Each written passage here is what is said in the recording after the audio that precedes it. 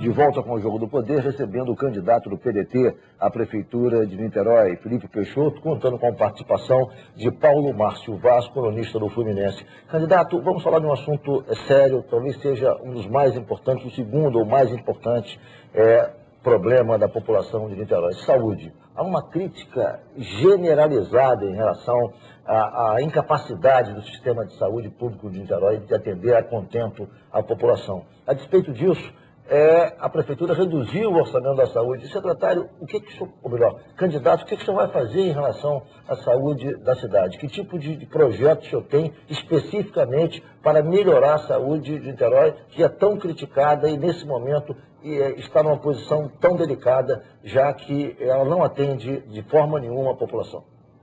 Vamos ter unidade de saúde 24 horas. Saúde 24 horas próximo à casa das pessoas. Não tem sentido o morador da região oceânica, precisa de atendimento médico, tem que ir para o centro do Fonseca. Então vamos ter médico 24 horas, pediatra, ambulância, tudo que for necessário para fazer o atendimento de urgência próximo à casa das pessoas. Uma na região oceânica, uma na região de Penotiba, exatamente no Largo da Batalha, outra na zona norte de Niterói e uma outra no centro. Saúde 24 horas, é saúde próxima à casa das pessoas. Fora isso, vamos ampliar o programa Médica Família, tendo mais 10 módulos para atender a população de Niterói, que é um programa que começou em Niterói e que hoje está no Brasil inteiro, que é o programa Saúde da Família. Vamos ampliar esse programa na cidade de Niterói e precisamos também repactuar o SUS. Niterói hoje tem 4 hospitais federais e estaduais que foram municipalizados. Quando isso aconteceu, nós tínhamos cerca de 3.000 profissionais da área de saúde à disposição da Prefeitura para atuarem nesses hospitais. Hoje, é um pouquinho mais de 600 médicos, enfermeiros, técnicos. Não tem condições da Prefeitura. O senhor fala em ativar o Antônio Pedro, mas essa não seria uma decisão federal? O que eu cobro é o seguinte: o Antônio Pedro sempre foi a principal emergência, não só de Niterói, mas de toda a região. Nós tivemos o Antônio Pedro com suas portas fechadas, a emergência foi fechada. Hoje é só faz atendimento referenciado. E com certeza, não só em Niterói, mas como toda a região, ficou muito abalada por ter um atendimento que funcionava e que deixou de funcionar. Vamos pedir sim ao governo federal que providencie a reabertura da emergência do Antônio Pedro, porque, ou se não reabrir a emergência do Antônio Pedro por uma decisão da universidade, por ser um hospital universitário, precisamos que o governo federal nos ajude a encontrar uma nova alternativa de uma principal emergência para a cidade. Porque não dá para a gente ficar sem emergência. O Antônio Pedro, inclusive, era uma unidade municipal que, em determinado momento, se transformou no Hospital Federal e sempre foi a principal porta de entrada de emergência da cidade. Como o senhor vê a questão das OS? O senhor é favorável às OS ou não? Isso é uma questão bastante polêmica.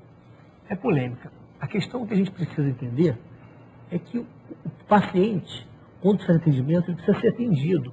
Ele não vai querer saber se o médico está do outro lado ali, é contratado por uma OS, se é concursado, se é terceirizado. O que tem que acontecer tem que funcionar.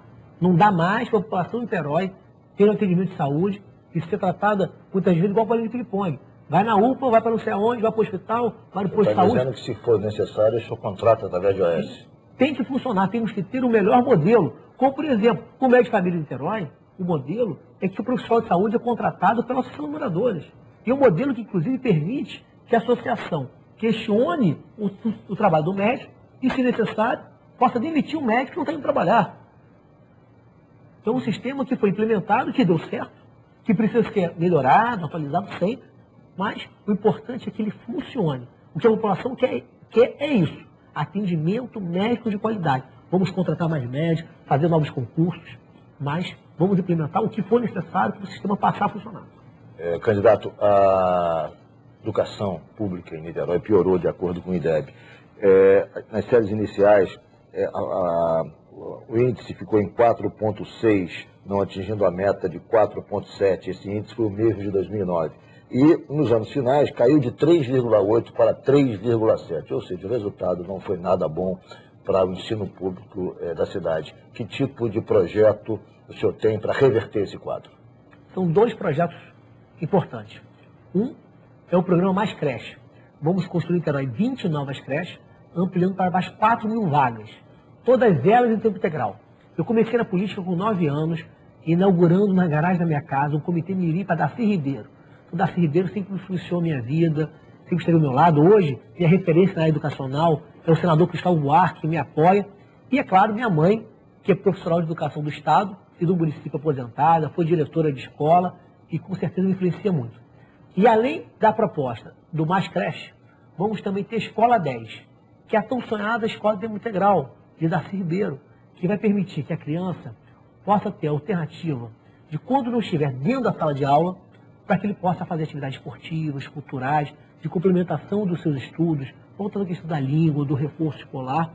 Então, um sistema que vai permitir que o aluno escolha, no horário que não estiver dentro da sala de aula, atividades para complementar a sua ocupação e a sua instrução próximo da sua casa. E quando não for próximo, vamos oferecer um crédito do RioCard para que ele possa se deslocar, por exemplo, para ir fazer o projeto de triatlo com a Fernanda Keller, ou o Tatuí do Surf, ou o projeto Grael de vela e outros projetos importantes na nossa cidade. O senhor do PDT, e há uma questão do PDT que é muito simbólica, os CIEPs.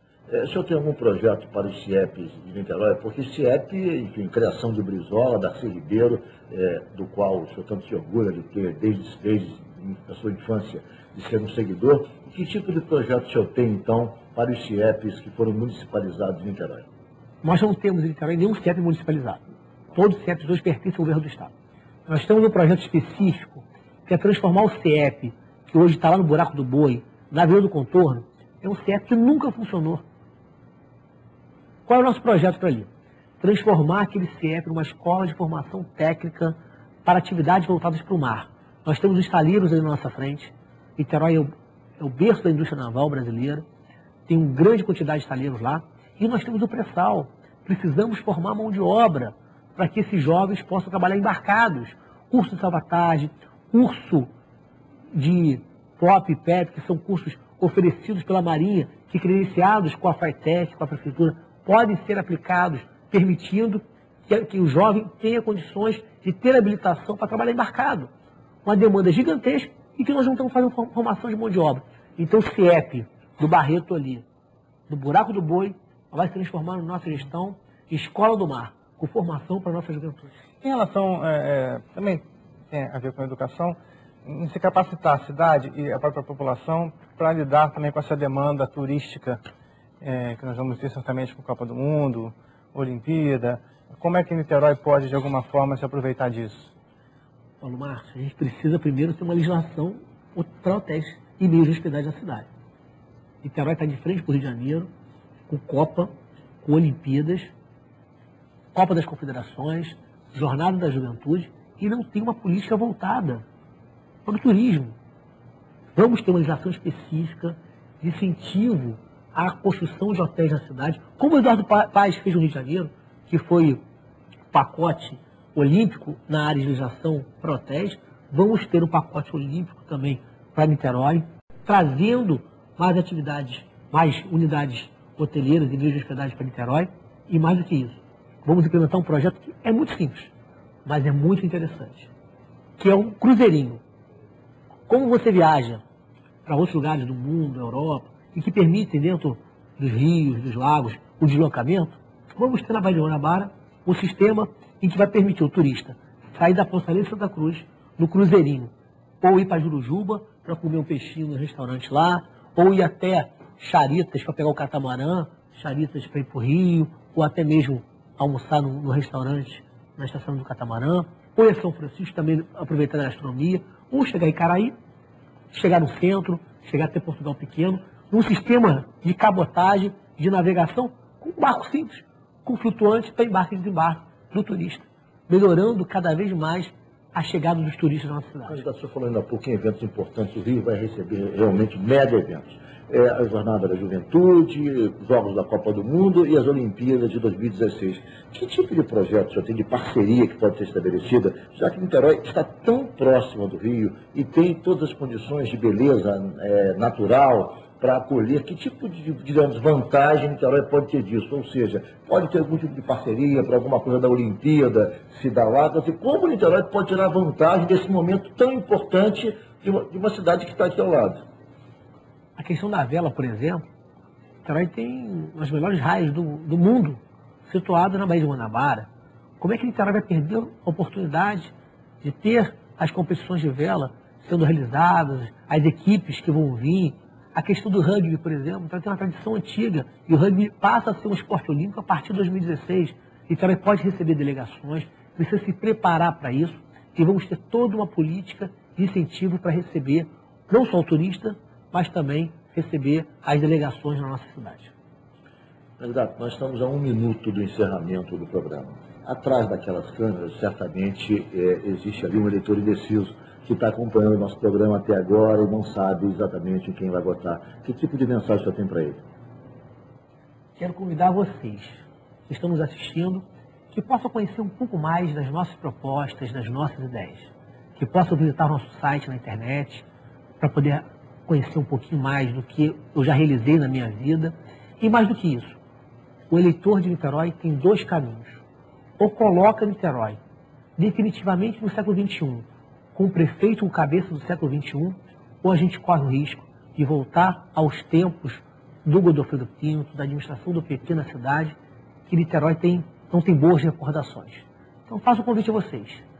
Pense, analisem bem o que vocês querem para o futuro da cidade de Niterói. Muito obrigado, candidato, pela sua entrevista. É um prazer recebê-lo no Jogo do Poder. Muito obrigado, Paulo Márcio, pela sua presença também aqui no Jogo do Poder. E o Jogo do Poder volta no próximo domingo, às 11 da noite, com a entrevista com o candidato do PT, Rodrigo Neves, também à Prefeitura de Niterói. A todos, muito obrigado e até lá.